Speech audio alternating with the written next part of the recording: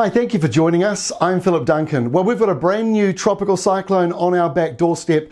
Tropical Cyclone Pola, P-O-L-A. It has formed just east of Fiji. It is not likely to make a direct hit to Fiji, and in fact it's quite likely to stay out at sea away from Tonga as well, although Tonga, I've got to say, you are in the risk area over the next 24 hours or so, just in case Pola does jog a little bit more to the east and come over you. Now the good news is, for New Zealand, for those who don't want a storm, high pressure is in charge, and just like what we saw with Cyclone Oma last week, this one is likely to be pushed away as high pressure grows in our area. But if you need rain, not good news, because it's going to be staying out at sea. There is a bit of rain coming into the south at the moment. It's coming in a colder southerly that is moving up the country, but the front is falling apart very quickly. So this is the total rainfall over the next couple of days. Most of it is falling today.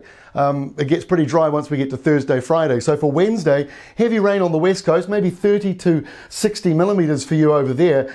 Into Southland, it's a little lower, maybe 10 to 25 or 30 millimetres, still helpful. But once you get north of that, and you're talking about the green and the blue and the green there, you're not really talking about big rainfall totals, just 2 to 5 millimetres. So that's pretty much all of Canterbury, the northern part of the west coast, and the North Island's pretty much completely dry. I mean, 1 or 2 millimetres is barely worth talking about. So very dry conditions. Now here is the cyclone tracking for Pola. As you can see, it is heading southwards, just like what Neil did a couple of weeks ago. Hopefully it stays away from Tonga. It's a little bit like a bowling ball missing all the skittles. It is going out to sea between all the island nations, but it only takes a little bit of a jog sideways, and it's a different story. So we'll keep an eye on that.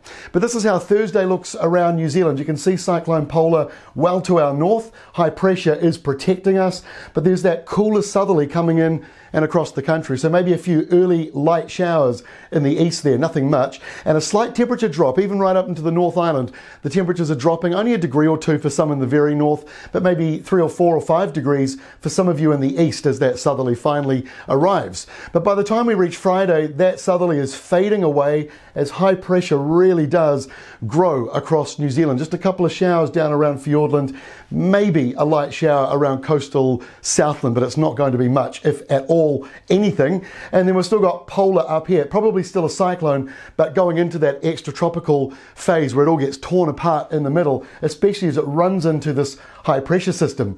So Saturday we think is the closest this storm will get to us before the high really pushes it away. You can see there's a bit of a squash zone between the centre of that high and the low. We already had a bit of a southeast flow, but it'll be enhanced as Pola gets a bit closer, and that will push in a few showers maybe around here. This is still not 100% locked in, although modelling is pretty sure of where this one is going. It's a little more straightforward than Oma was last week. But even if it doesn't directly affect our weather, it will likely affect our beaches.